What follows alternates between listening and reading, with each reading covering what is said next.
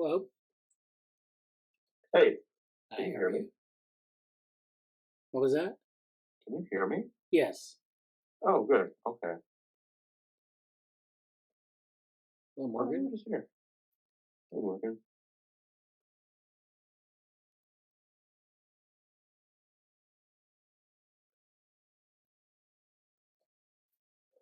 Yeah, I'm not sure if everyone's here yet.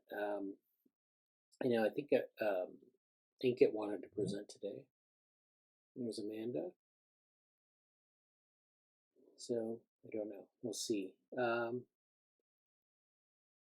Amanda.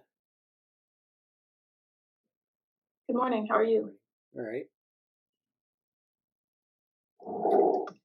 Yes. Yeah, Morgan's traveling, so hello. Good morning. So yeah, this is another good week. We had a pretty productive open source meeting yesterday.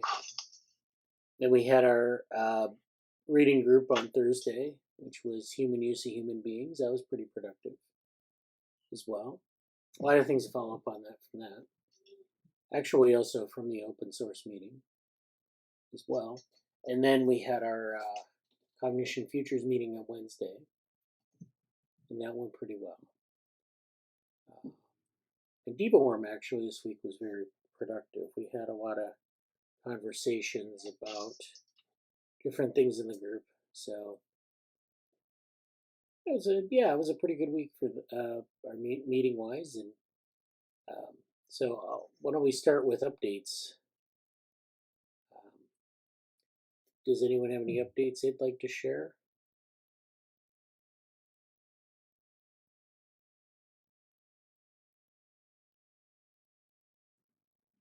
I don't have anything in particular. The meetings all went well, the reading groups. And I look forward to following up on some of the topics. Were we going to talk about analog and physical computation later? Yeah, we're going to get to that. Yeah, thank you for that update.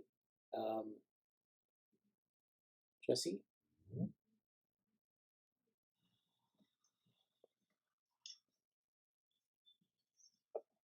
Oh, are you able to give an update, Morgan? Or tell? Oh, sorry. Let me just get to some Wi-Fi. I'm just using my cell phone right now. Okay. Okay. No worries. Yeah. Thanks. Good enough. Wanted to center Morgan since he can't always talk. Yeah. I mean, everybody here knows my updates, but just for the viewers who aren't here, Computation is going well, and I've been doing a lot of administrative work. It's been a really busy time for that. Since I don't know, I think a week ago I was meeting, even like a full week from last Wednesday to this Wednesday. There's just been a lot of restructuring of stuff. The restructuring of JoPro's website. I've fixed some of the language and presentation, and I'm happy with where that is, because I basically want it to be a space publicly. Its purpose is just a space to point to other things or give other things like portfolio pages or other stuff like that.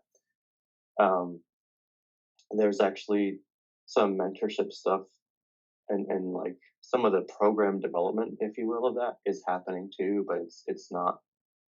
I realize I don't want to like go in depth about that. Like I think Bradley's kind of seeing it in the things that we're doing, but like I'm having a little bit more structured things I want to talk about when it comes to like the professional development session, the GSOC meetings, or other areas. And it's kind of like I'm building up a little bit of a curriculum with that. And where I'm going with that is that I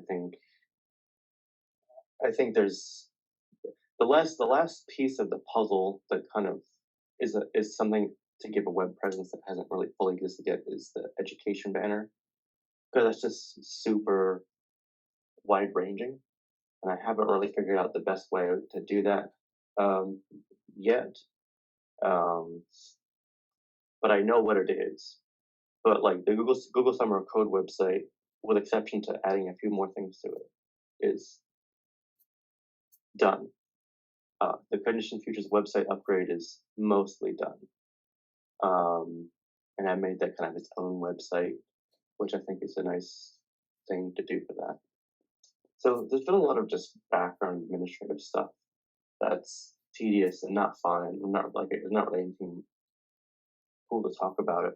But that's been a huge part of, especially the first half of this week. But beyond that, I don't know if Lucas will be here, but we met with Lucas, who I think has found some initial paths forward. I think some other interns are I've kind of heard through the grapevine they may have found some other things they wanted to do. So I'm not sure if we're going to have a lot of other interns shooting this summer. But then again, I don't know. So I have to follow up with them too, to an extent. Either way, I feel kind of like there's opportunities running watching. And I'm actually one of the things I like to do and potentially float by Bradley to sort out is like, I feel like, especially for things like the Conditioning Futures project and maybe Devo Worm, or maybe Society Ethics Tech, but that's kind of in its off season right now. But either for the lab or for specific projects, I think returning to I would like to make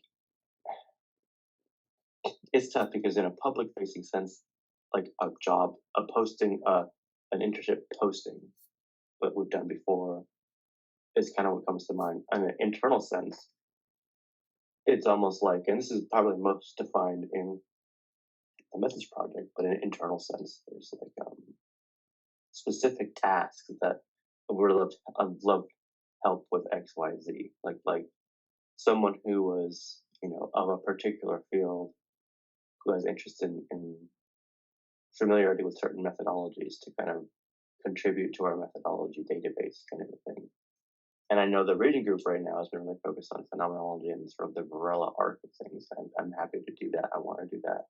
But also just realizing that's one facet, and I do want to add other things to it. So I don't know. That's been a conversation I have right now for Bradley in the lab, but at some point I might mention like, hey, or maybe next week we have kind of an administration / education banner meeting of some sort and just kind of talk about that stuff, because that's sort of a lot of it's admin and structuring admin things and structuring like the education webpage banner discussion, whatever that is. So that's kind of background stuff. I'm really enjoying going through the Norbert Wiener book.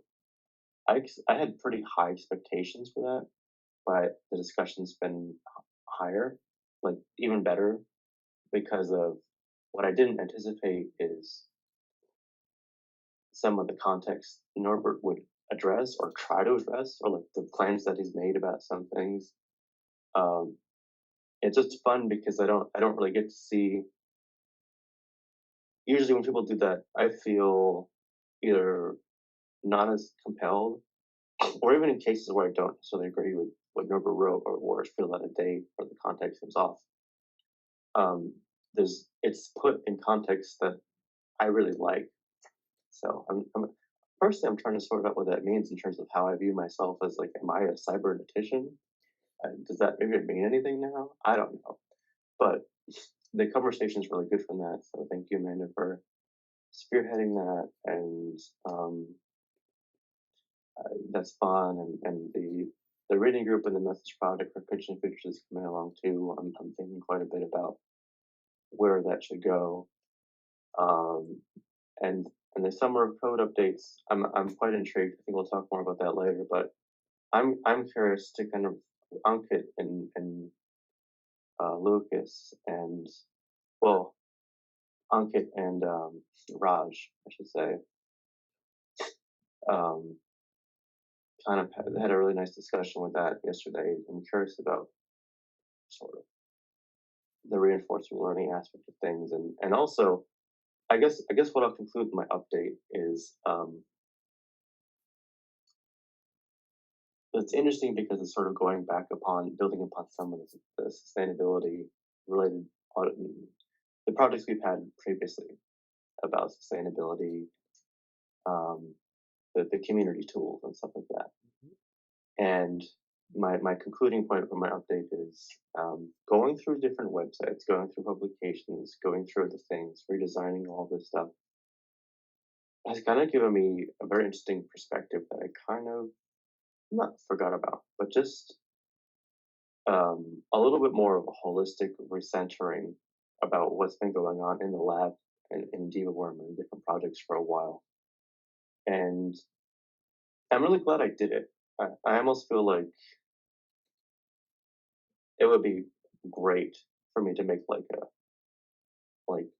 lab manager's report or something, or like a perspective, not just like an open house or a state of the program, but just like kind of a more of a reflective thing on what's transpired, because there's so much. I feel like there's obviously Bradley knows most of all, and then outside of that, I feel like I kind of see the different threads that are kind of not woven in anything yet, but are still there, and some are quite long. Even seeing developmental brain vehicle stuff again, which is like the big school summer code thrust from, I don't know, 4 years ago or so. Yeah. There's a lot there, and I feel like it'd be nice to sort of a retrospective history of the group to write something up more. Maybe I will. I don't know. I thought about it just now. But even outside of that, I just have my mind is sort of percolating with some stuff about what has been there and what can we do with it. So it's a little bit vague, but there's a lot on my mind about that. So that's my update for today. Yeah, good. Yeah, and recentering stuff I think is important. I mean, as projects grow and change, you need to have like a good, you need to really kind of reevaluate where you are and make sure that you're relevant and things like that. So thanks for that work. I feel like that one final comment on that is that I have such a vastly different perspective now on why, like, not only the struggle of trying to put something public facing that's somewhat relevant to, because like anything you put on the website is almost always out of date and not one-to-one. Like, it has to be a kind of crappy representation. Like, it can't be that good. And not to be too into like cognitive stuff here, but like you have to put a poor representation of what's happening on so people can kind of understand it. And you take the poor representation and show what's happening because there's so much happening. And then, like, with that in mind, though, like, I just have so much more understanding for like the struggle of trying to do research and keep it together and then bring other people along to it. And it's really hard. Like, it's really hard to like indicate where you're going and then structure the progress in ways that other people understand internally. And as we know, I've eventually talking about like expert writing a bit and like how you structure that externally. And they're all really different and they're all important skills. So that's been on my mind a lot. Okay, the end. Yeah. Hello, Morgan. How are you? Hello. Hey, you hear me okay? Yeah.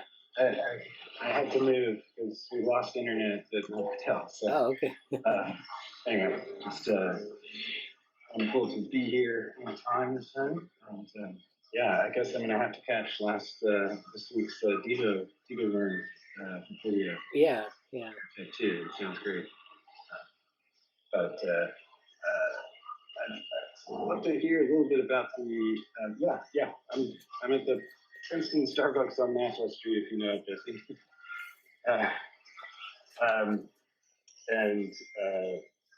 Was interested to hear more about the Neurotech meeting in Boston. Just what might be going on there. I don't think I heard anything about it. I think the Boston meeting's next week for the Neurotech okay. meetup. I didn't even know that it was. Someone else was like, "Hey, you might want to check this out," and it's like, "Oh yeah, I figured there was a Boston branch, but I don't. It hasn't happened, or I haven't been to it, or I'm too out of the loop. But hopefully, I'll know more next week or something." No real updates, but I've been following all the Bradley's tweets and awesome paper recommendations and things like that. Yeah. That's great. Well, yeah, I hope you're having safe travels and everything. Sorry, yeah, no, I've actually been in Scotland. Okay. Up in my goddaughter got married up in near Aberdeen in a castle. Oh wow. That's great. Yeah, so I did get to go through Edinburgh, but I couldn't meet with anybody there and synthetic biology that I wanted to. No good updates for academics. Yeah, that's okay. Yeah. Oh, that's great. Yeah. Diva Worm was interesting this week. We had I reviewed some papers. They're doing a lot of stuff with human embryos now. And so there, like, a couple papers have come out in the last year or so, and it's like, it kind of goes from organoids to the embryoid work, and there's a transition there. But it's like you have to ask the question: is it an embryo that would be like self-sustaining, or is it just differentiating tissue or differentiating cells into tissue types, and then having them all in the same structure? And so that's what the presentation was about on that. So we're kind of getting back into that area. As well, I mean, it was the big stem cell research meeting, last week in Boston, and that's why there was a certain, a lot of news, a lot of press releases, a lot of preprints and things like that. And I'm still catching up on that too. Yeah. Amanda said, also feel free to join in on the Weiner reading group if you can. So we're doing the reading group on Norbert Weiner on Thursdays. So, yeah. Yeah, and then the other thing we're doing in DivaWorm right now is we're doing some stuff with like graph neural networks and other types of machine learning. That kind of GSOC work during the summer. So we've got some, we have some pretty good interest in that area. So people are going at their projects and we're getting some headwinds there. So it's really good. Yeah, thanks. I'm a little bit intrigued. I know I keep wanting to say Lucas and Nicholas and these different names that sound like it, but I'm intrigued by Lucas's I guess he's done some work with like mesoderm or other things kind of related somewhat to embryonic development too. And I think that's something that I'm talking about Diva Worm and those kind of other developmental things like that. I'm particularly interested in that again. And that may be a focus on the horizon again for me. We'll see. But I'm excited about those things and yeah. So yeah, thanks for the update, Morgan. Go ahead. I didn't get to go to I don't know the Starbucks in Princeton, but there's if I can find it when I get back to the computer, I'll. There's a great like tea photo of me having tea with like Avery from the lab, and also Min, who was part of she joined for a couple of the society ethics tech things. But I whenever I hear Princeton, I always send a shout out to Princeton and Vision. Also, RIP to Princeton and Vision, because I think it's kind of the core of the group has since graduated and done other things, and like Sonia Joseph is now at like Mila doing all this research on AI stuff, and a lot of great people are just not there anymore. So it's tough. Also, like Ruha Benjamin, I think she's still around, but she was kind of a really cool figure to meet there, and Anders Sandberg, and it was such a great experience. So I always feel nostalgic about it. But I hope that your time at Princeton can still be fun too. And good luck with travel. It's great to see you in general. So just so you know, I went to high school here. Oh yeah. This is actually like just seeing friends and family and stuff. Oh yeah, that's fine. But it's still like Princeton Vision was sort of this low key, high key event. But I still love the area too. And a Princeton group actually is behind one of the really exciting stem cell papers that came out in the last 2 weeks, and I think it's prep for the big conference up in Boston. But I don't know. Yeah. Awesome. That's great. Okay. So I'm still probably going to be in transit myself for like, I don't know, 10 minutes at least, 15.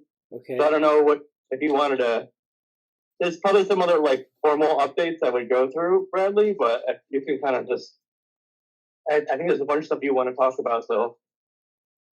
Yeah. So I will, let's see. Yeah, I can start. That's for me to stay muted right now because it's just very loud here anyway. So yeah, I'll just hand you the mic and walk away. Yeah. All right, cool. Well, yeah. Well, we're going to talk about physical computation today and how it differs from computation, like the way people talk about computation and the way the brain is a computer. I can do that now. I don't know if Jesse, well, by the time I'm done with presenting it, Jesse should be out of transit. So why don't I start with that? So let me share my screen. So this kind of comes out of the discussions we've been having in the Cognition Futures group and even in the Human Use of Human Beings group about cognitive science, and how one of the sort of the axioms of cognitive science is that the brain is like a computer. And so, people have proposed that for years, and they propose this larger idea of, sort of neural computation. That's the whole premise of computational neuroscience. It's the premise of information processing in the brain and so forth. So, when you say the brain is a computer, what does that mean? Does that mean it's like a computer that we use, a digital computer? Or is it something else? Or what exactly is it? We know that the original computers that we had, before the digital computer were analog computers or mechanical computers. And then von Neumann really proposed the idea of the digital computer, and then Turing actually worked on that as well, developing some tests for computation. And there's, of course, the Church-Turing thesis, which is sort of the basis of modern computing. So, and then we're even moving into quantum computing, which is a bit different than your average digital computer and the way it operates in a lot of the ways it's programmed. So, when you say a computer, it's like this idea of computation being, first of all, a very broad thing, not just maybe like a digital computer that we're all used to. The other thing is that, when you say computation, what are you saying? What are you proposing that the brain is like? Because the brain is a biological system. Do biological systems do things like compute? or are they doing something else that we're not, really squaring away with in cognitive science and in neuroscience? Jesse actually proposed in the Cognition Futures group that we work on a paper. I think the working title is "The Mind is a Blank," and it's, there's a blank space, not that it's a blank. That there are all these different metaphors for the mind or the brain and what it does. So, not just a computer, but also all these other metaphors that you can plug in there. And so that has consequences for the way we look at it, but also the way we kind of think about information processing. I mean, you can think about information processing as something other than computation, but it does have consequences for that. So, so that leads us to physical computing. Now, I'm going to lean on the work of two people mainly, Gualtiero Piccinini and Corey Maley. And they wrote an article in the Stanford Encyclopedia of Philosophy. Actually, this is the HTML version. It's called Computation in Physical Systems. And this is from 2010. They did a revision recently. So this is updated from 2010, which is probably good because I imagine there's a lot of stuff that's being developed here that's that needed to be updated. So they kind of propose this set of things here. They talk about sort of how we distinguish between physical systems that perform computations, such as computers and calculators, and physical systems that don't, such as rocks and raindrops. So right there, if you want to look at a physical system and computation, and physicists do worry about computation. In fact, Richard Feynman did a lot of work on physical computation in physical systems and what that looks like. So I'm not going to talk about Richard Feynman's work today, but he did a series of lectures on this. And I have a book on that, which, again, I might talk about later in another week. So basically, I have this division between things that are sort of compute and things that don't. Among computing devices, we distinguish between more and less powerful ones. These distinctions are both practical and theoretical importance. So a supercomputer can, in minutes, do what would take decades on a laptop, while a calculator cannot do certain things that a laptop can do, even in principle. So that's a matter of power, and you see this in brains as well, that some brains can do things that are much more complicated than other brains, but we don't really have a handle on what those distinctions are and why. So what grounds the distinctions that they just talked about in this article? What is the principal difference, if there is one, between a rock and a calculator, or a calculator and a computer? Answering these questions is more difficult than it may seem. So in biology, you can actually take that distinction out a ways as well. You can say, is there a distinction between the brain and, say, like the circulatory system, or the brain and the immune system? Because the immune system actually does a lot of things that the brain does. And in engineering, they actually have developed computational paradigms based on the immune system. So there's like immune computing or something. It's not a very large area of research, but people have used the immune system as inspiration for computing, the same way that they use the brain as inspiration for computing in neural networks and things like that. And so, you have these systems like the brain, so the nervous system, the immune system, some like circulatory system, and then you have things like, different tissues like the liver, or different tissues like bone, or you even have things like hair or skin. And then we actually, in the paper that we did on layering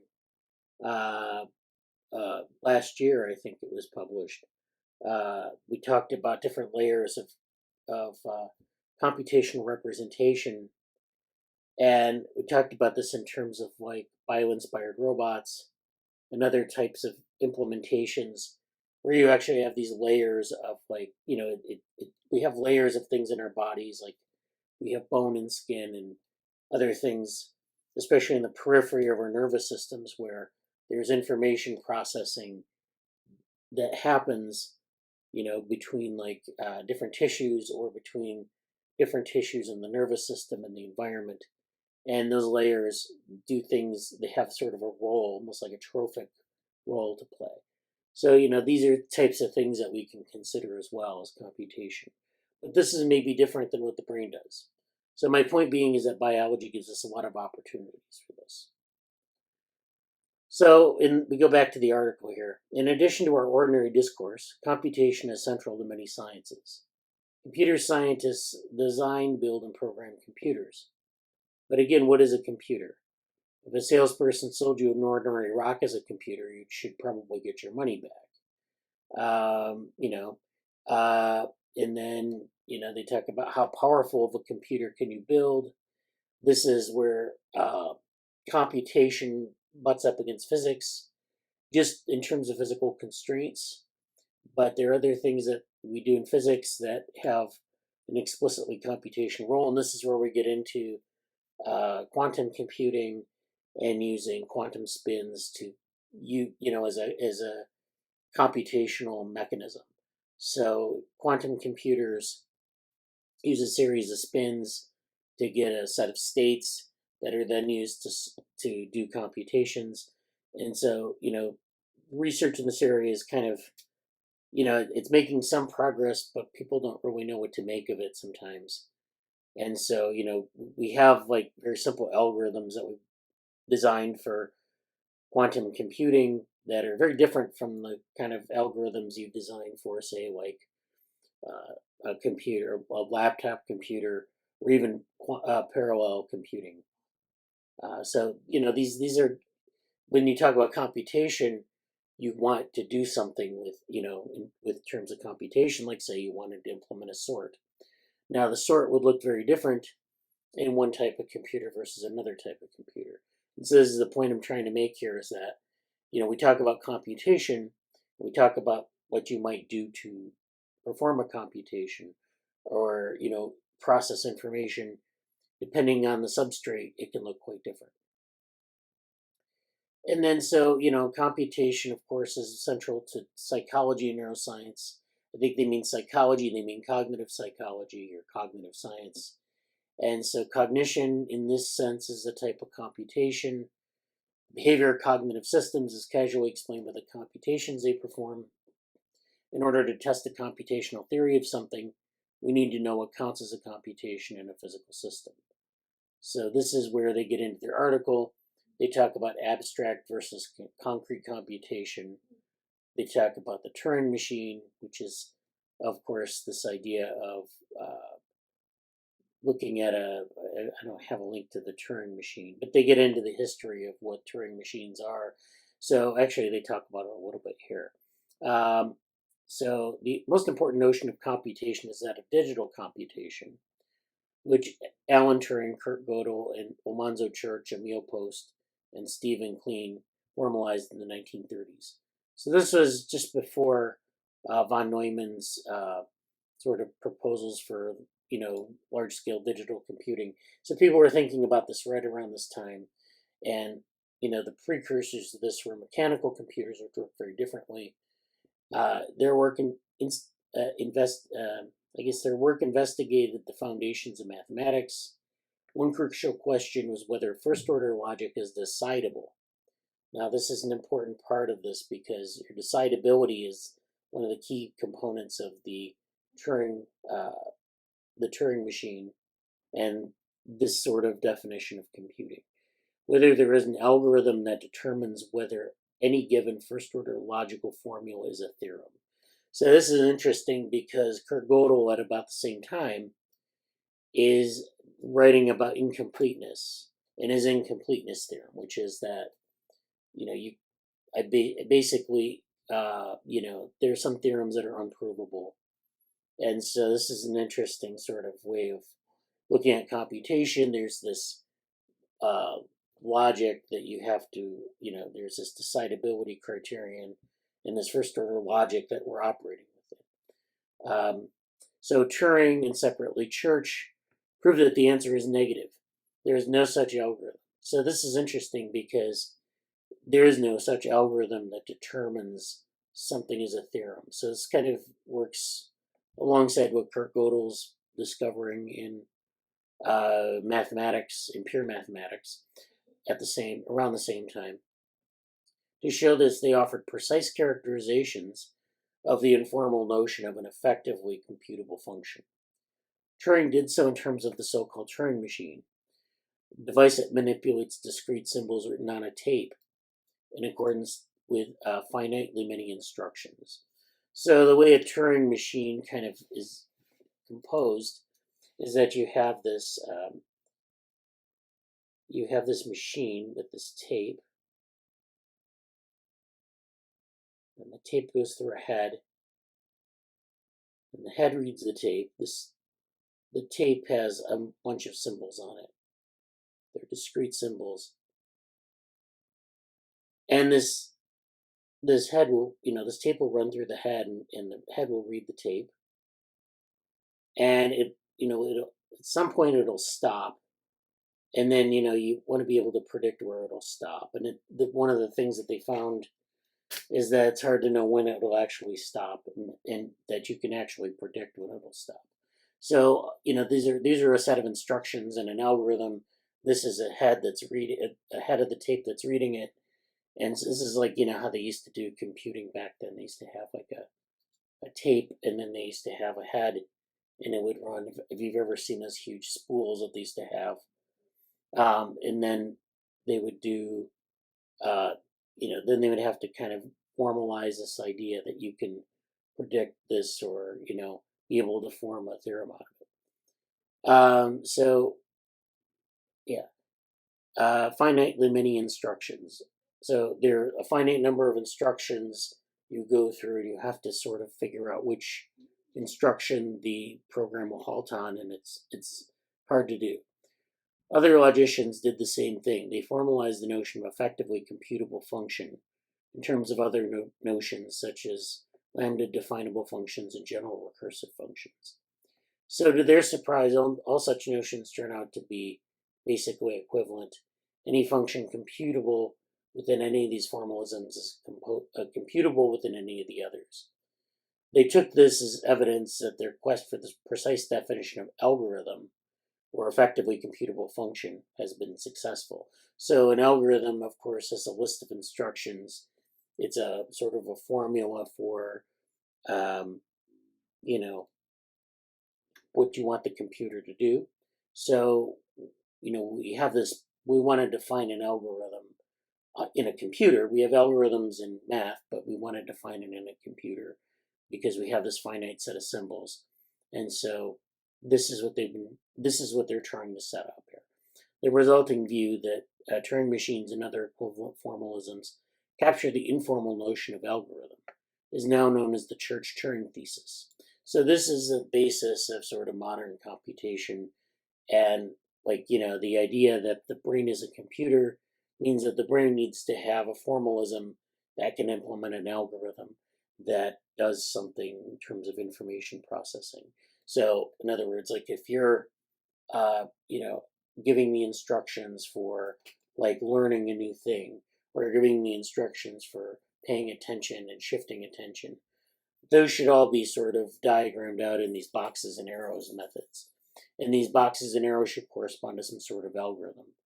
So I should be able to take that description and then maybe implement it in a robot or in an AI, and it should work much the same way as human intelligence, because we can formalize human intelligence or other types of intelligence. It could be other species, animal species, or even, I guess people are saying plant species, I guess. But you can characterize that process as an algorithm, and then it's interchangeable with machines and other species, more or less. And so just being able to formalize that algorithm, that set of instructions, or that process. Interestingly, this is sort of like, if you think about like cybernetics, that's kind of where cybernetics is going too. You have these boxes and arrows models in cybernetics. And one of the things about that is it's this set of finite instructions. And so we know that, like in cybernetics, the descriptions are, a box, an arrow, feedback. So let's draw this out so we know we're on the same page. We have boxes, arrows, feedback. We have second order feedback. We have, all sorts of different processes in here. And so we can, and then of course this has been formalized even further in control theory. But we have this set of instructions that basically, I start here, I go to this box, I run information through this box, and then I might have a logical function here. If there's an overflow here, I have a feedback. If not, go to this box. If this box has an overflow, there's a feedback. If not, go, maybe go out to a new box, and so forth. So we have this very precise set of instructions that we can follow, and we can implement in different ways. And then they talk about like some of this. There are certain principles or properties like recursiveness and things like that. And then Turing also showed that there are universal Turing machines that can compute any function computable to any other Turing machine. Universal machines do this by executing instructions that encode the behavior of the machine that they simulate. So there's this literature on von Neumann, reproducible von Neumann machines or von Neumann automata. And so this is one area where they talk about universal machines that replicate. And then Stephen Wolfram has also done work on like universality and some of these things, universality classes and cellular automata. So there's this area where they talk about universal Turing machines and universal sort of properties of computation. And so it's interesting that you have this sort of interchangeability and this sort of that computation is almost beside the brain is sort of beside the point, that you can implement as long as you have the algorithm or the Turing machine or the function, basically the computable function that is successful. It can be implemented on anything. It could be implemented in a non-neuronal cognition setting. It could be implemented in a brain. The brain is just there because it has the proper hardware to run it, basically. So the above result should not be confused with the common claim that computers can compute anything. The claim is false. Another important result of computability theory is that most functions are not computable by TMs or by digital computers. And then so they get into this detail a little bit more about digital computers and how they differ from other types of computers. And so let me just finish up with this article. They talk about concrete computation, some of the aspects of computation. Is every physical system computational? They talk about pan-computationalism, physical computability. So then they propose this physical Church-Turing thesis, the physical Church-Turing thesis, modest, bold. So there are two versions. There's hypercomputation. And so, then they get in. So according to the Church-Turing thesis, any function that is intuitively computable is computable by some TM or Turing computable mechanism. Alternatively, this may be formulated as a thesis that any function naturally regarded as computable is a Turing computable thing. The phrases intuitively computable and naturally regarded as computable are somewhat ambiguous. So they take this as a challenge. Let me kind of go through this. The Church-Turing thesis, bold. Physical CTT is often formulated in very strong forms. To a first approximation, bold physical CTT holds that any physical process, anything doable by a physical system, is computable by a Turing machine. And so this can be made more precise in a number of ways. So one is any physical process can be simulated by a Turing machine. And this is the Church-Turing-Deutsch thesis. I don't know if they talk about that here, but that's another version of the Church-Turing thesis, and it kind of relates to physical computation. So any physical process can be simulated by some Turing machine. And Wolfram, of course, cites this also. So this is relevant to this sort of idea of using cellular automata or other types of systems to implement some sort of computation that you develop, say, in a brain or in an immune system. If a physical system can be modeled by a certain kind of idealized computing machine that manipulates real value quantities, then the physical system can only compute Turing computable functions on denumerable domains. So this means that Bloom shows this to be false. So this is basically saying that the physical system can only compute functions on things that, I guess, I don't know what denumerable means. Don't have numbers or does have numbers. Anyways, it's been shown to be false.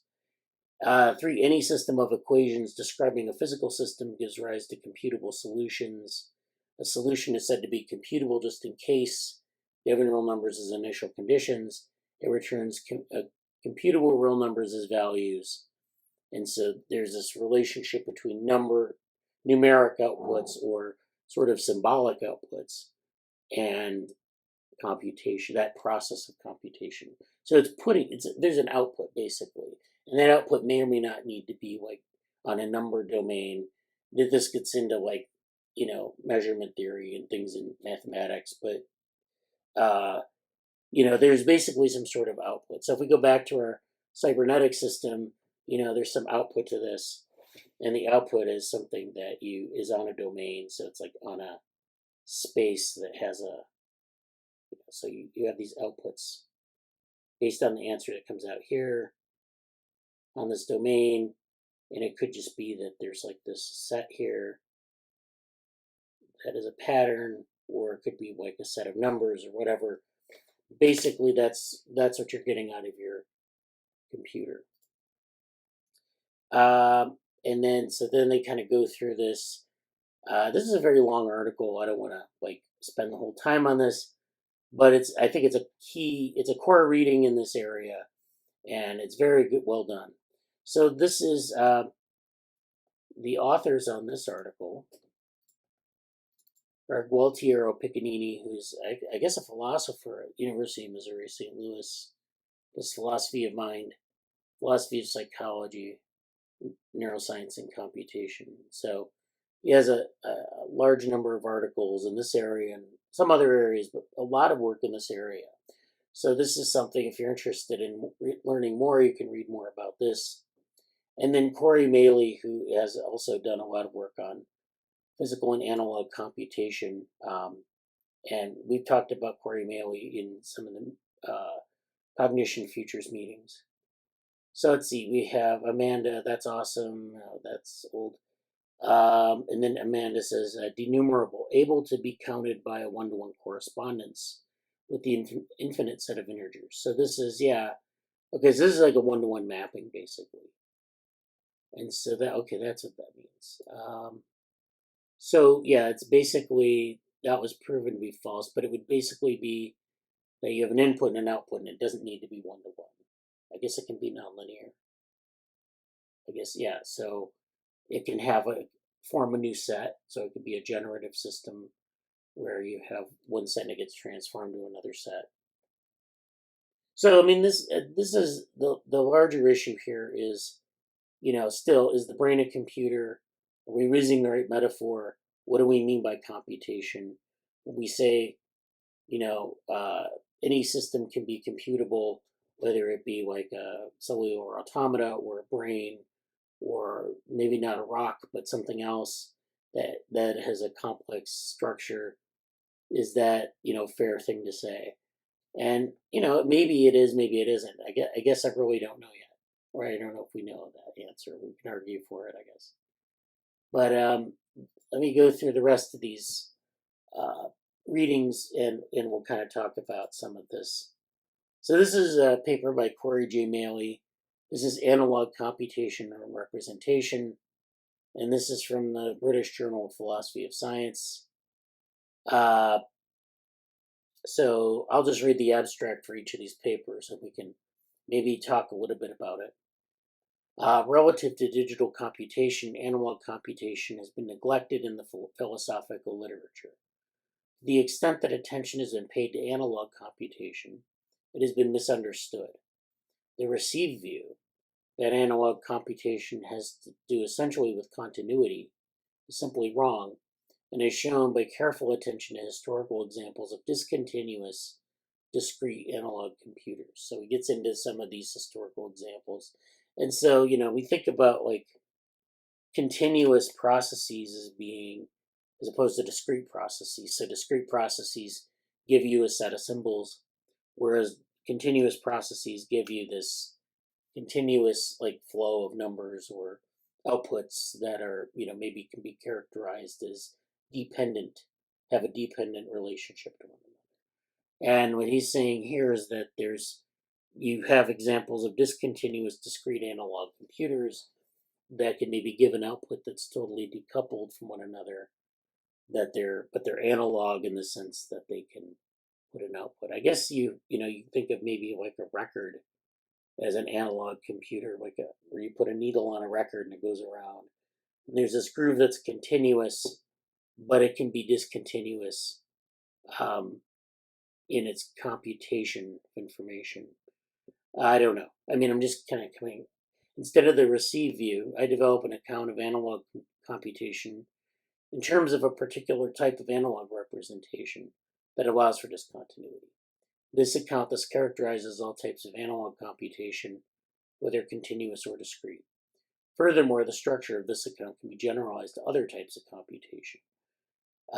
Analog computation essentially involves analog representation, whereas digital computation essentially involves digital representation. So we're getting into representation now. And so computation involves representation. And that's one thing, of course, there's this huge debate all the time about what is a representation? Do we have representations in our brains? And is representation necessary for computation? So, I mean, Corey basically is saying here that that representation is a part of computation. So if you think of the brain as a computer, you essentially have to have some form of representation, and it can be digital or analog, but it needs to be there just to have like a way to do the computations. At least that's my reading of it. Besides being a necessary component of a complete philosophical understanding of computational in general, analog computation is important for explaining, for explanation in neuroscience and cognitive science. And then we have a comment here. Jesse says the central hypothesis of cognitive science is that thinking can be best understood in terms of representational structures in the mind and computational procedures that operate on those structures. Yeah, so computation is central, or representation is central to that definition of cognitive science. Also, according to the Stanford Encyclopedia, Thorgrad. Yeah. What about the MIT Encyclopedia? Exactly. We haven't. That's when they came from the last meeting. Was like, oh, there's also the MIT Encyclopedia, and without diverting, an interesting discussion about potentially doing a comparative analysis of, or assessment, or just comparison of like whose history and what is their spin on what cognitive science is and why and how it happened. So that's and then another paper towards analog neural computation. This is also Corey Maley in Minds and Machines, and then this talks about just kind of the idea of computationalism, which is where you have the idea that the brain literally performs computations. So you could view this as an analogy, a loose analogy. It says it's like a computer.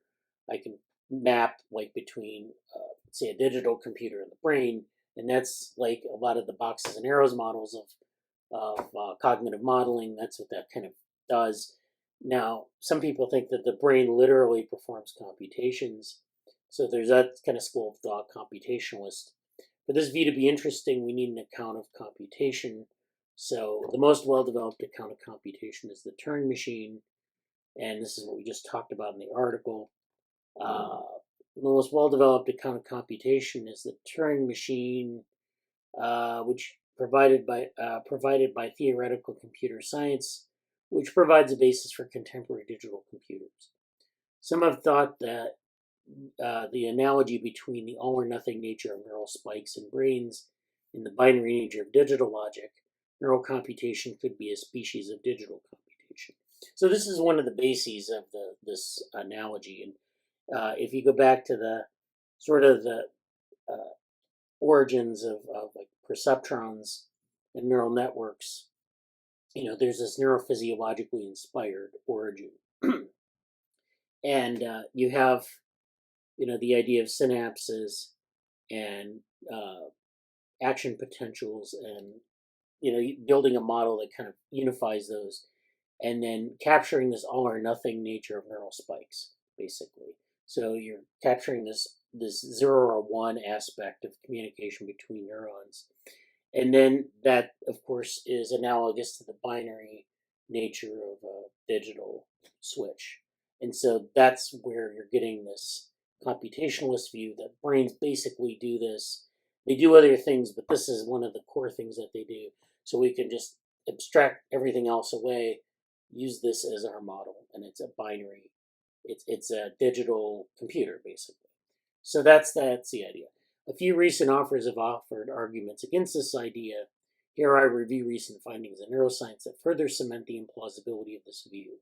So this is not, he's saying that computationalism is not really supported.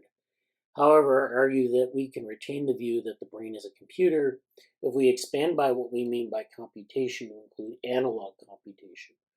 So then he talks about this as, kind of talking about the difference between analog and non-analog representations, extending a view originally articulated by Shag-Greer, Studies in History of Philosophy of Science in 2010. This citation here, which I don't have in the list, but that's something we could look up if people are interested. Given that analog computation constitutes a significant chapter in the history of computation, this revision of computationalism to include analog computation is not an ad hoc addition. Brains may well be computers, but of the analog kind rather than the digital kind. Okay, so let me move on. This is the Church-Turing-Deutsch principle. This is actually from Michael Nielsen's blog. We've talked about Michael Nielsen in the meeting many times. He kind of gets, this is he has these interesting problems he poses.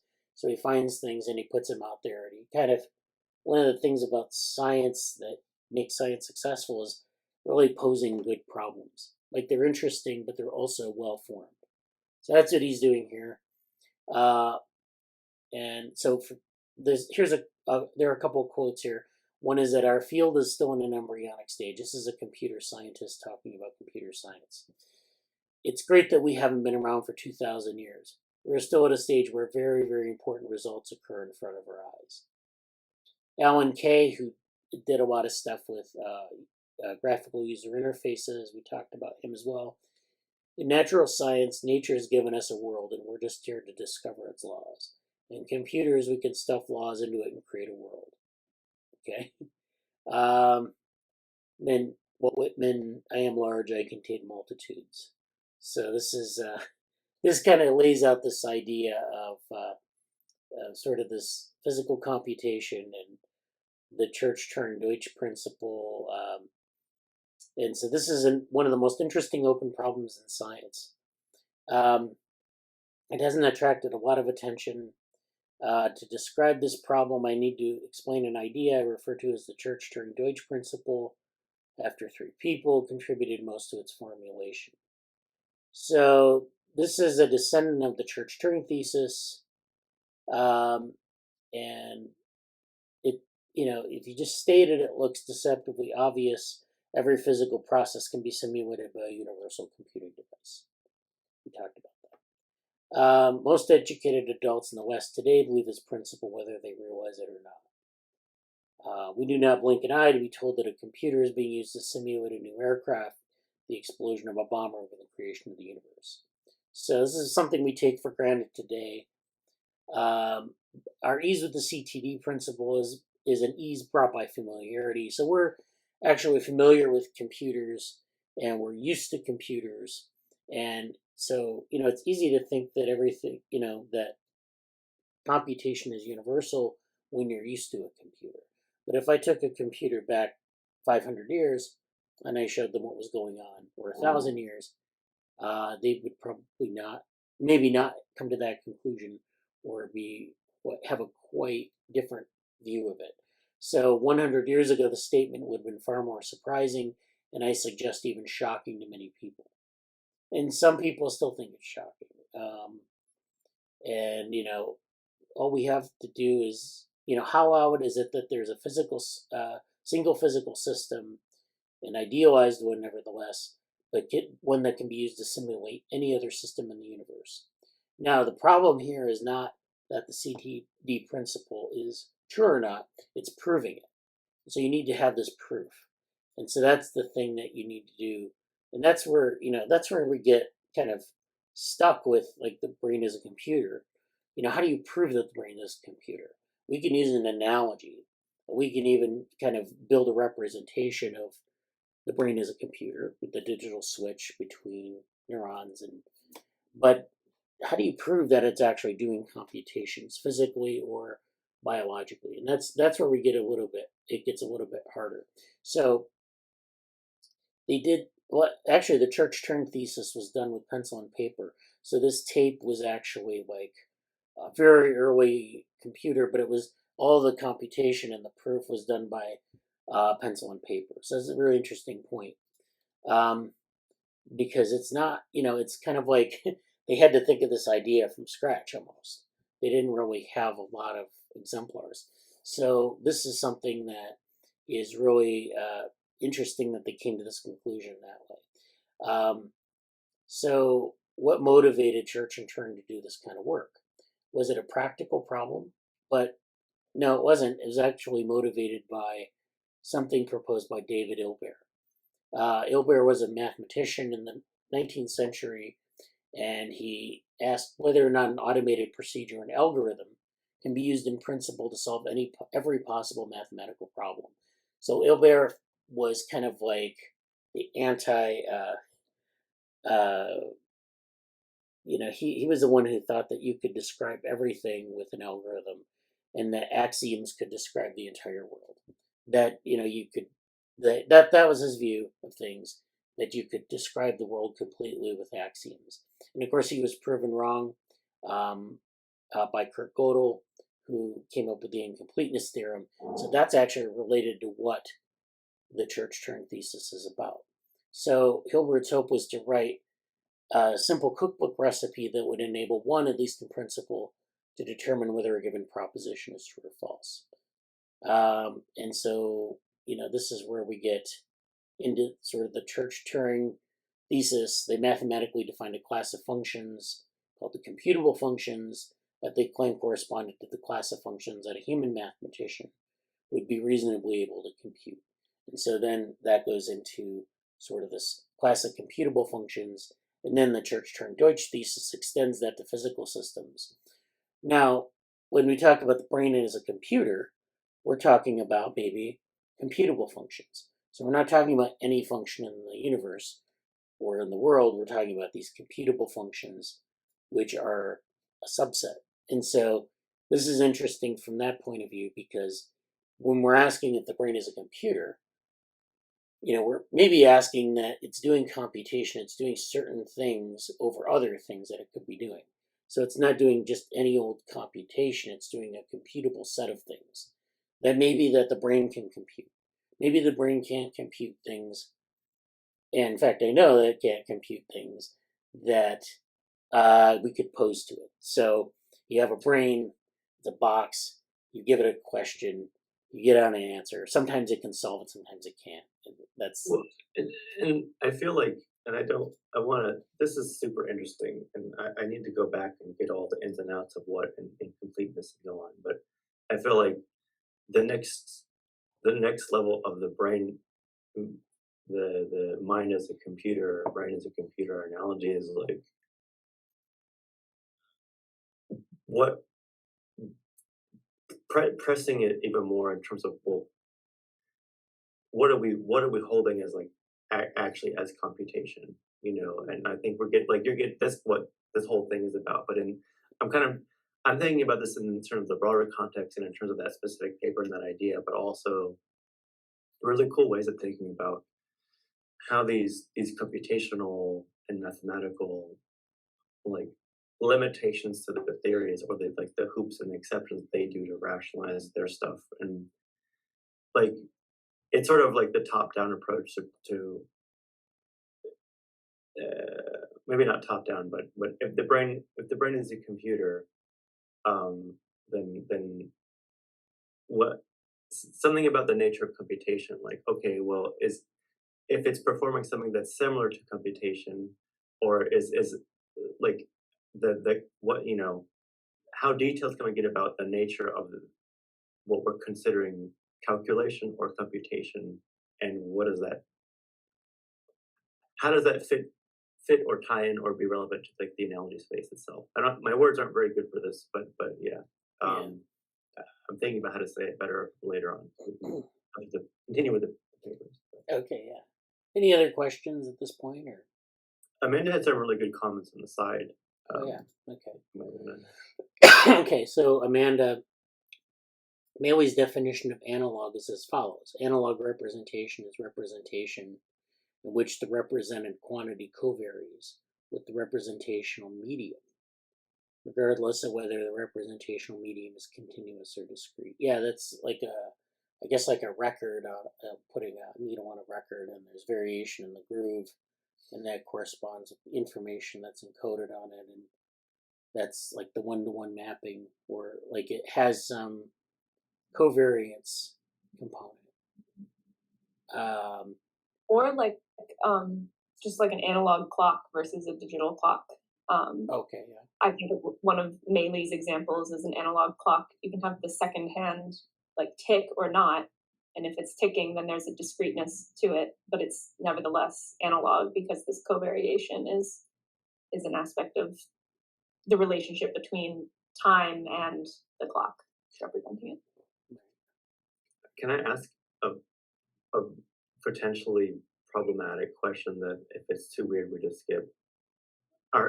Would different people, or would Maley say the clock is doing a computation by creating those outputs? I think bridging that question to my previous one is like, to what extent is computation like the Chinese room problem of just the appearance of something happening versus, oh, this physical thing is producing something that's measurable to our human viewpoint, as it's creating something that is producing an effect that's a signal that I can interpret has some apparent rational, logical, mathematical component to it. Like that kind of stuff. Hmm.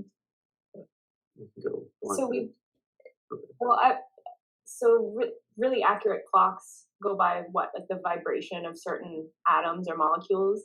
I don't think it makes sense to say that those vibrating atoms are computing anything as they do what they do through time, but then maybe translating that into a clock that we can see and read, there's computation there. But yeah, I don't know where I stand on the like pan-computationalism or whatever. I want to dig into that more. Yeah. But I don't think it makes sense to say that the atom is computing. Well, yeah. Maybe if you're a physicist, but we'll talk about that later. Another day. So I think that's part of the question. I'm mostly saying this for myself to come back later and like take this apart. What are the lines between a signal being produced versus that being a computation versus the perception of that being a computation? Like, is my vocal cords computing the sound you're hearing? Like, I don't. That gets very you could go deep in certain ways there, but it's also very messy and like it makes me cringe in some ways. Well, to your say. vocal cords are a medium, right? Like it's the medium of speech. Your computation would be further down. It would be in the neural circuit for generating speech, or there's a neural circuit for producing speech, motor circuit. But yeah, I mean that would be like the medium, and then the computation would be somewhere else. But yeah, there is this interaction between like the medium and almost like the medium and the message. Right, and where's the intention in it too? Because like I make a lot of sounds that I'm not intentionally trying to make. Yeah, it would be medium message and like messenger. I don't know, something like that. Yeah. to be continued. Yeah. So well, then, one thing I want to add real quick, I want to reference the LogicL book, which I personally haven't read yet, but the way you talked about it seems to address this question. Okay. I haven't thought about that book in a while. We should review that. And shout out to Johan John for doing that again. Yeah. I need another one. Yeah. What? Yeah. Which book was it? Oh. I'll put it in. Yeah. It's a book we've been talking about in the Cognition Futures group, where we've talked about it there. Johan John made a really nice reading group. It's online. So the second statement is that Amanda had, it makes sense to me that a brain, as an evolved biological system, would work via analog representations. I also think that analog representations are not subject to the Fuchs-style anti-representational arguments we've encountered, or to Jackendorf's mind-mind problem. Analog but not digital computation allows a kind of continuity between the body and the mind that comes from the variation Maley described. Yeah, I agree. And maybe that's one part of embodiment, is that, well, we talk about resonating. Fuchs says it's sort of resonating aspect. But there's this other part of embodiment, which is that the body sort of enacts that the mind is trying. Well, like I said about speech, that your vocal cords are really a medium for what your brain is trying to put out into the world. So if you don't have vocal cords, you can't speak. You could circumvent that by, and people have kind of done this in different experiments, connect that signal to like a voice box, and you can actually, that you have nerves that vibrate, and you can actually put like a little mechanism up to your throat, and you can get a little voice. That's the voice box that they sell for people who lost their vocal cords. And so, that's something, that's the medium sort of artificially being put there, and then the signal is produced elsewhere. But you have to have a body that matches what your brain wants to do. So normally, those things are co-evolved in evolution. Generally, maybe not. Maybe like in some cases, you can find intermediate examples of where certain parts of the body haven't evolved to match the capabilities of a brain. I can't think of any. In fact, that would make an interesting paper. But yeah, so I mean, I think there's something there about and then there's covariation. So if the mind and the body and the mind are sort of co-evolving, in other words, if you evolve this function to speak, you evolve vocal cords at the same time. But there's got to, there might be some intermediary phenotype that doesn't quite capture that one-to-one mapping. That'd be really interesting to see. But generally speaking, yeah, you have to have that covariation there. So yeah, that's a very good point, Amanda. And then Jesse says, algorithmist cognitivist. I posted something in the Slack. Let's see if I can find it. It's in I think it's in the Cognition Futures channel about batshit cognitivism. It was I think a visualization. Yeah, this one, the spectrum. So this is someone's talk, and I don't know who, I found it on the internet. So this is batshit cognitivism and batshit inactivism. And batshit inactivism is like full bore, that's ecological psychology. And then batshit cognitivism, which is full bore cognitivism, is Foderism, which is Jerry Fodor, or Platonism, which is Plato. So, you have these, like, this continuum between what we talked about with sort of cognitivism, which is also sort of related to computationalism. They have that extreme view that, basically we have these algorithms that the brain is literally implementing for cognition, that you have these neural networks that are literally digital computers or pretty close to it. And then this person, which is the region of sanity, they find that to be a little bit on the inactivist side, but not batshit inactivism, which I'm not really sure. I guess it's ecological psychology, which is like no representations. But that, like, let's also think about the stuff that I'm talking about in terms of this kind of relationship between the 4 E's, embodiment, and then cognitivism or computationalism.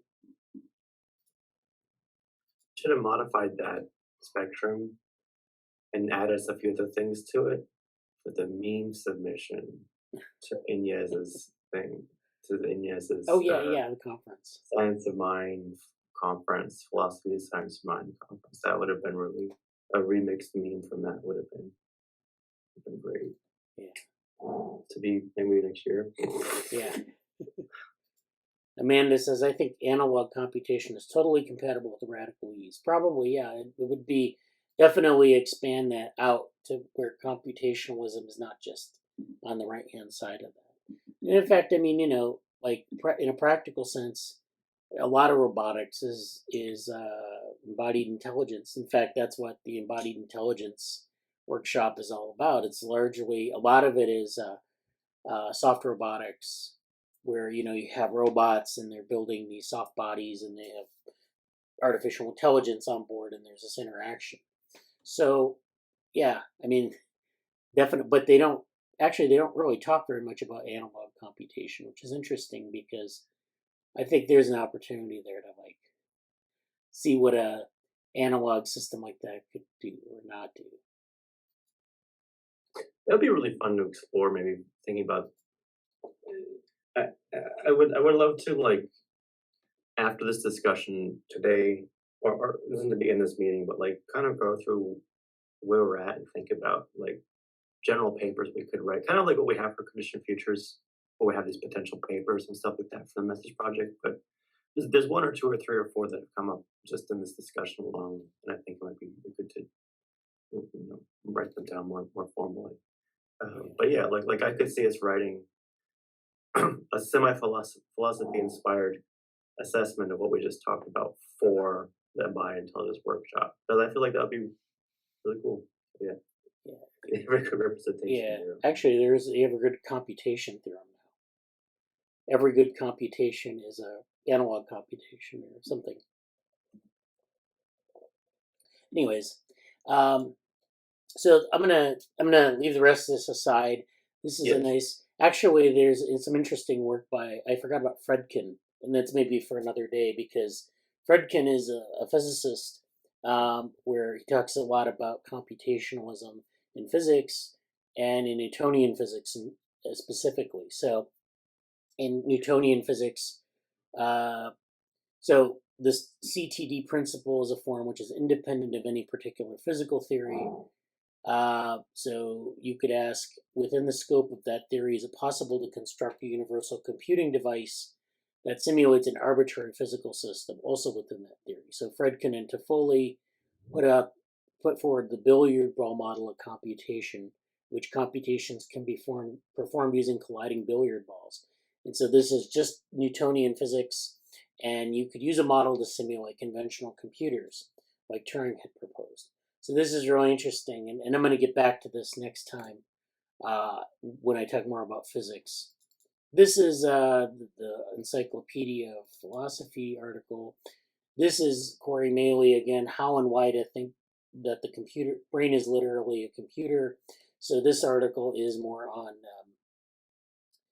sort of kind of dissecting this relationship. Genuine computational systems can be implemented in virtually any media. Thus, one can take seriously the view that brains literally compute, but without empirical criterion for what makes a physical system genuinely a computational one, Computation remains a matter of perspective, especially for natural systems or brains. They were not explicitly designed and engineered to be computers. So he gets into some of these aspects, what the empirical criteria must be, and then applying these criteria to the brain shows how we can view the brain as a computer, probably an analog one at that, which in turn illuminates how that claim is both informative and falsifiable. So he gets into the methodology of that. This paper is actually by another set of authors, but I thought it was interesting.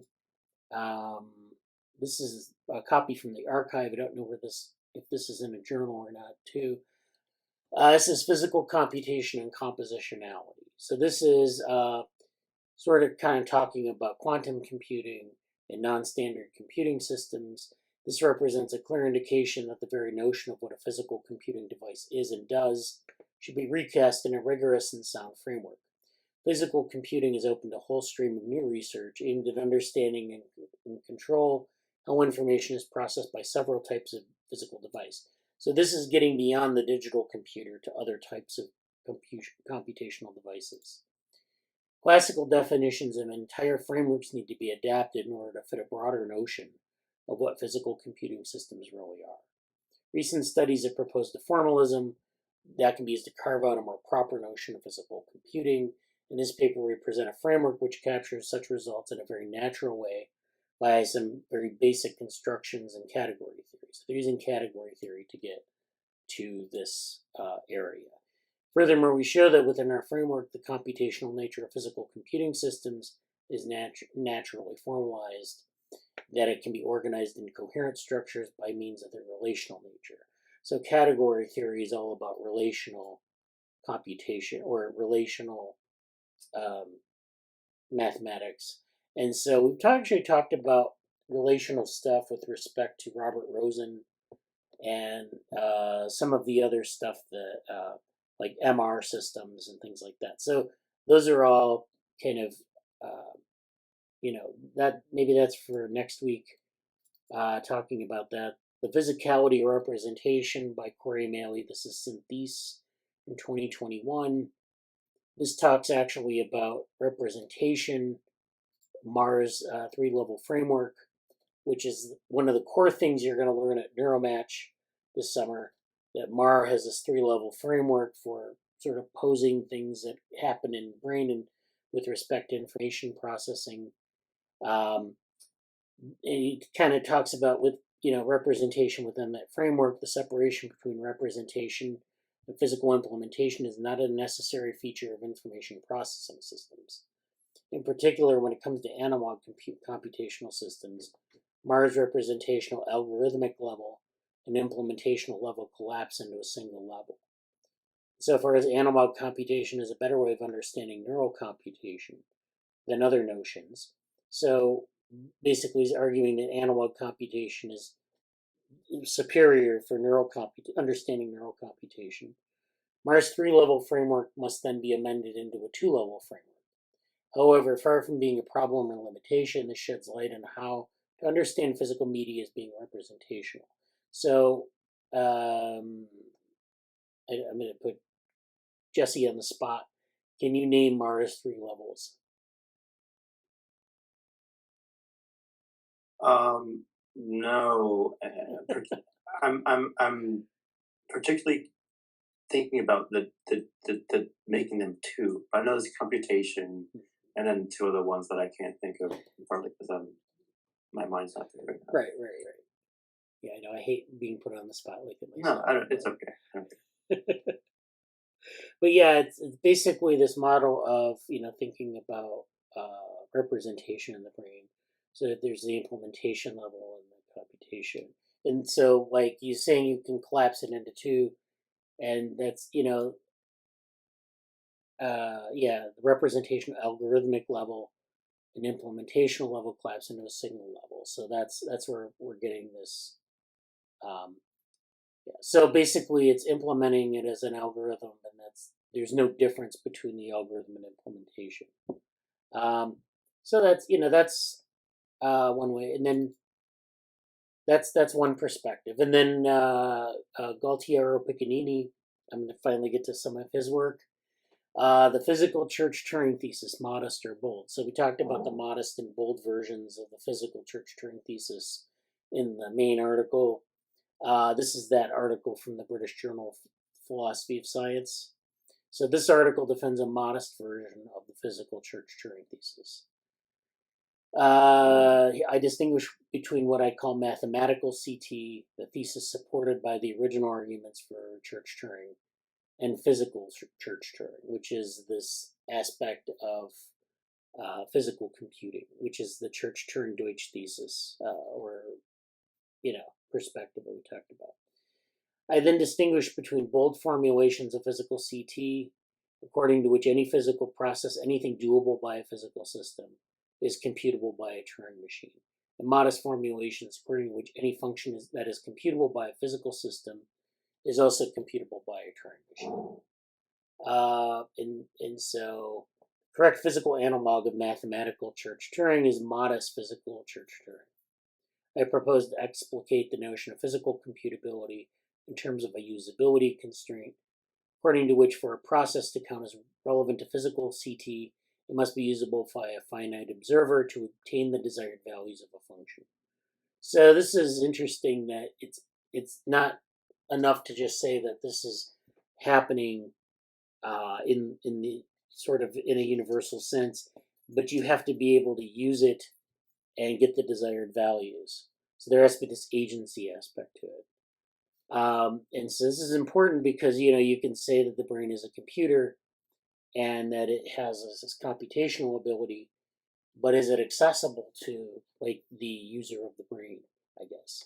And that's maybe where it comes into contact with, that, cognition is sort of action or its agency, as well as like just kind of spitting out computations. So, we could say like the brain spits out computations, the brain is a computer, but that doesn't, what happens when you say, for example, add new information, or when, you have a system that needs to be relevant to other parts of cognition. And so that's where we get have a problem maybe. So this is his argument there. And then what does a physical system compute, which is a different, actually, I think I might leave this for next week, because in next week I might talk about some of the physical, or sort of the physicist perspective on it, and some of these things that are, more like not related to neuroscience necessarily. But I think that's good. I think that's a good overview of things as they stand, and we're pretty far along. And I think that was like an hour-long discussion. All right, yeah, he argues that the algorithmic and implementation levels can be the same level in an analog computer. So this is going back to the idea of Mars 3 levels. Yeah.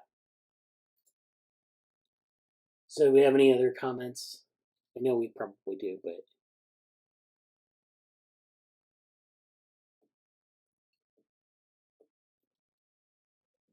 So would that last paper for next week be relevant to the question of like, does an atom compute in virtue of its? Not that paper, but I will get I will see what the state of the art is in that area. I know people are thinking about this in physics, and like I said,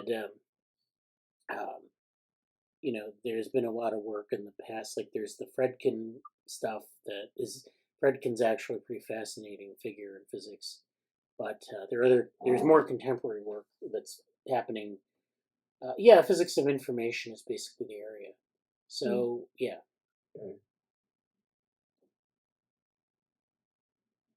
Okay, yeah, that was sort of there was a professor who I almost tried to do work with. Actually, I think someone else at UOB might try to do stuff. Someone who's a lot of their physics, they do a lot of physics of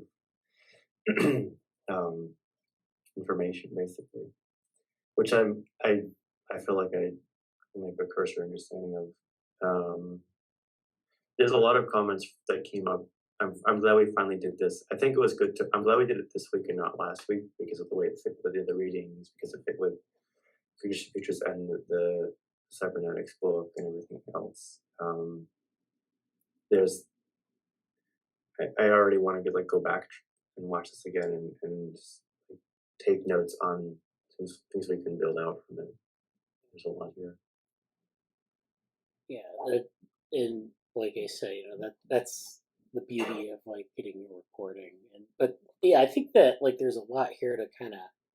I've only like focused on two people within the realm of like cognition, and I mean this is a big debate. It's not like just limited to these two authors. So their perspective is, I mean, they wrote the article on this in the Encyclopedia of Philosophy or whatever the Stanford version is.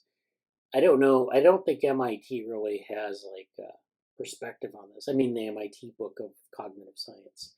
I think a lot of MIT's perspective on cognitive science is much more hardcore computationalist, at least from what I've seen. And then like things leading out of that, like so, like you have the hardcore computationalists, and then if you're not, then you don't discuss this issue too much, and and again, like we've talked about cognitive science being kind of like all over the place in a lot of ways. Like you have this initial sort of perspective on computationalism, and then these other perspectives, but it's not integrated fully. So like there are other perspectives that might argue against that view, but they don't. I'm having all these really interesting thoughts about both building out.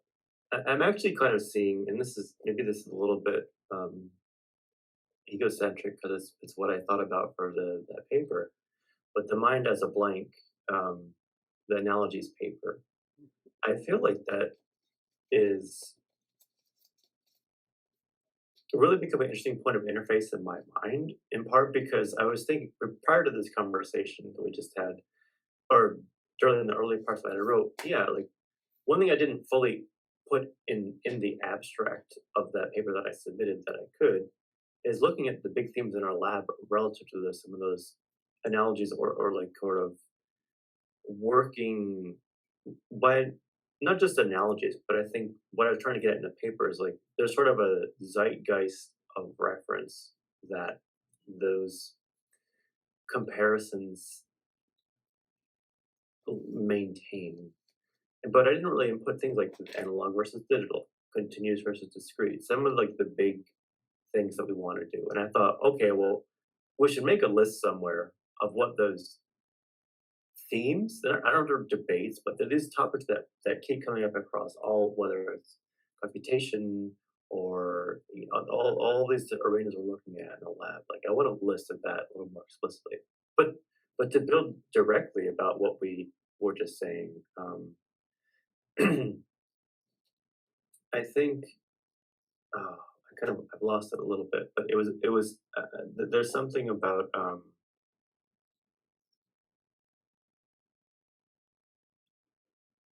the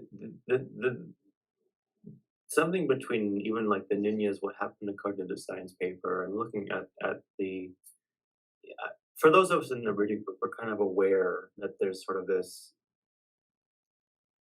the sort of decision tree or the paths that we're taking for cognitive science, and there's sort of the big,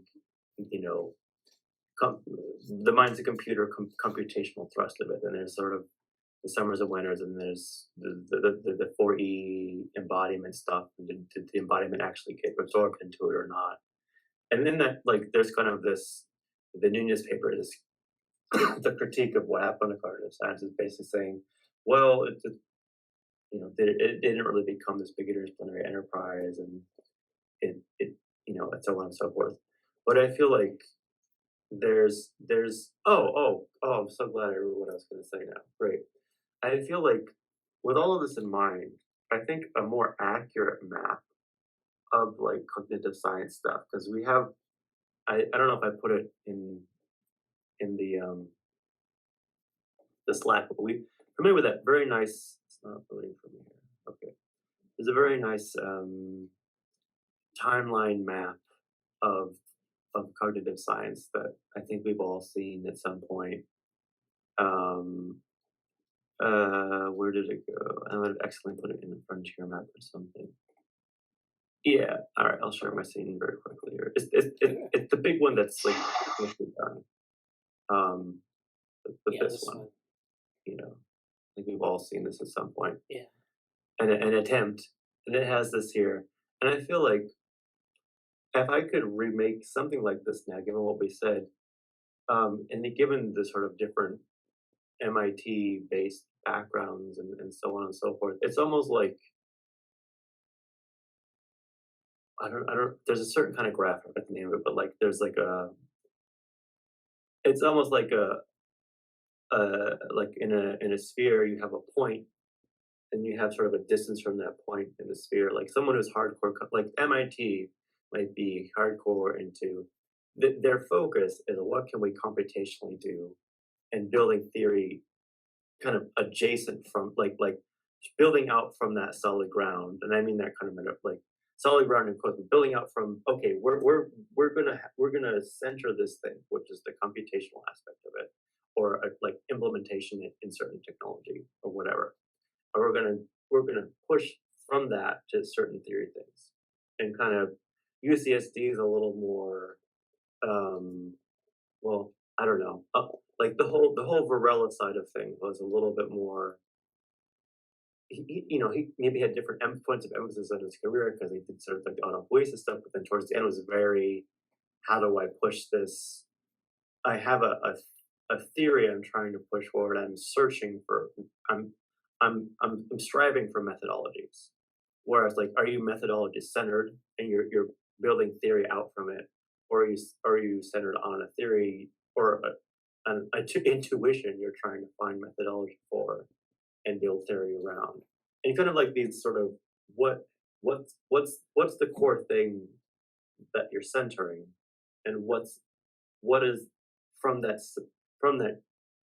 point of stability in a homeostatic linear sense. From that point of stability, what are you reaching out from? And I think that I'm still figuring out how to visualize it in my mind, but in like my subconscious, in parts of my mind, it's very clear what that looks like, and I feel like that'd be an interesting way to visualize or frame it too. So there's some tie into the mind as a blank paper to this as well, but I'll come back to that later.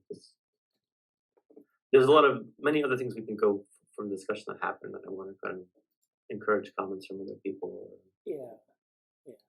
Also want to move on pretty soon, so if you have any comments, we'll close out for this week, and then next week we'll talk about the physics of physical computation and that sort of thing. So.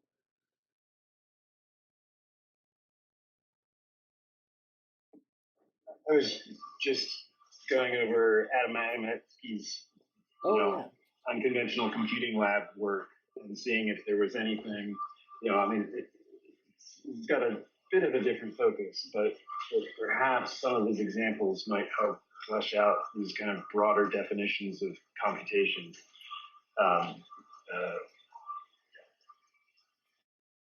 Yeah. So like he's doing a lot of stuff with slime molds and things. And like I said, there's this non-neuronal cognition aspect.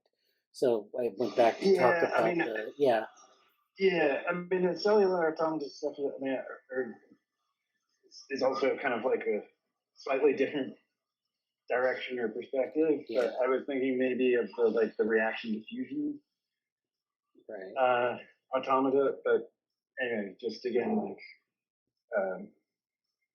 just trying to give us a broader sense. He's done some of the collision-based computation work too.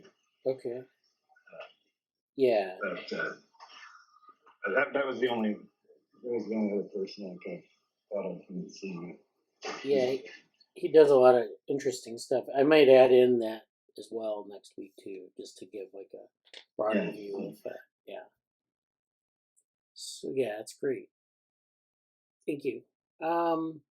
Yeah, so I think that's all right. So any other we can continue the conversation in Slack, and I hope we do because it's really, I think, a fruitful area. Yeah, definitely. Yeah. This is it for me. I just wanted to give Vrushali a chance to say hi if she wants to say anything. Any updates? Good to see you here.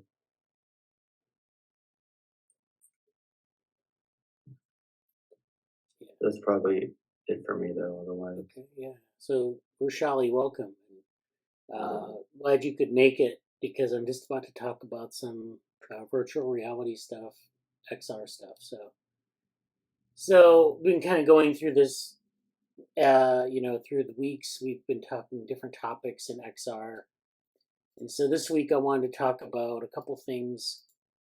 This is actually kind of some of it's applied and some of it's kind of theoretical. So, the first thing I wanted to talk about was this mixed reality toolkit. So this is developing interfaces for mixed reality. This is actually Microsoft for their HoloLens, but there are a lot of lessons here for building like interfaces and things like that. So MRTK3 is the third generation of Microsoft mixed reality toolkit for Unity.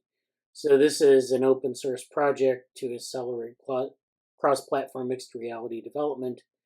And so they kind of go through some of the aspects of this toolkit. This is something if you're interested in developing for not just, I don't know if it's just HoloLens specific or not, but it does give you some interesting building blocks for UX in in XR actually. Hand menus, near menus, sliders. So these are things you can manipulate with your hands. You can also manipulate objects and bounding boxes so you can expand objects or shrink them down. So this is intent feedback on precision manipulation affordances. So these affordances are kind of like the edges of the bounding box, being able to open them up or close them or whatever. And then this is a button where, what you want to have. I actually had some, I didn't put them in the folder, but with the Apple Vision Pro coming out, there's been a lot of talk about developing interfaces with buttons on them. And we talked about buttons a couple weeks ago, but their menus are actually quite interesting from the perspective of like usability and like getting, hitting something with your finger that doesn't really exist in the physical world. You're just kind of hitting this virtual object. And so you have to make it so that there's an affordance there, meaning that there's a way that you can intuitively hit the button and you don't have to hunt around in space, in free space for it. You have to get feedback that the button's been pressed, and then, there are a bunch of other things. So, these are all, like, in this implementation, this is kind of a way that Microsoft does it. They just actually opened up the Vision Pro development kit. So there's if you have a developer account at Apple, you can start working on developing for the Vision Pro with, you don't need to have a headset. You can do it in the I guess it's full SDK or APK. So, you can do that work on your laptop. I don't know if you need, I don't think you need a Mac for it, but so, there are hand menus, near menus, sliders. There are a whole a set of menus that you need to have in XR, to make it work, because you have a computer, but you also have this world. And so in order to manipulate the world, you'll need a menu that needs to be sort of in your near view or near your body so that you can like do things, you can manipulate things in the view of the computer. So that's why menus are so important. So they have a bunch of, they have talks. This is just Microsoft's development community. So the reason I put this in here is because it's an alternative to some of the things Apple's doing, some of the things that Meta's doing, and so forth. The second thing I wanted to talk about, we talked last week about volumetric web browsers. And so there's this technology behind this sort of volumetric display, so you have these volumetric displays that we can generate digital objects in. And so, this is the idea here is that we want to have things that we have on a computer, like a web browser or like a mock-up of something, but we want to do it in 3D, true 3D. So, we have things like CAD where we can build 3D models, but on a 2D computer screen, it's limited as to how we can interact with it. So we can rotate it around, see it from different angles, but we can't really we can't get a true three-dimensional representation. Similarly, with web browsers, you have like a two-dimensional web browser. There are certain things you can't do with that. You can't interact in 3D. So imagine a world where you can view a 3D digital hologram in high definition from any angle with no illusions and no special glasses. And that's what they're offering here. There's this hologram, which is this 3D object. You can view it from any direction without any sort of headset or special effects. And then they go on to their specific implementation of this technology. So they've talked about holograms. The Tupac hologram that they created at Coachella a few years ago. That technique was actually a simple 2D reflection, a technique called Pepper's Ghost. So there are different ways that they can implement these, a pyramid of mirrors and other things. While impressive, these techniques can only show a reflection of a two-dimensional image. And so they actually have developed a fully 3D volumetric display. And so this is their prototype here, where you can see this molecule in 3 dimensions, and you can look at it, and it's quite a bit different than a two-dimensional projection of a hologram. So, and then they compare this with virtual reality and augmented reality, where people are playing a game with this sort of projection. They're manipulating and interacting with it, and so so they basically there's a geometry that is the geometry that's being rendered. So say you have a model of a car, it's sliced up into hundreds of digital horizontal cross sections before being projected synchronously onto a specially designed higher speed reciprocating screen. As the photons of light hit the screen, they are diffused and form a physical cross-sectional image at precisely the right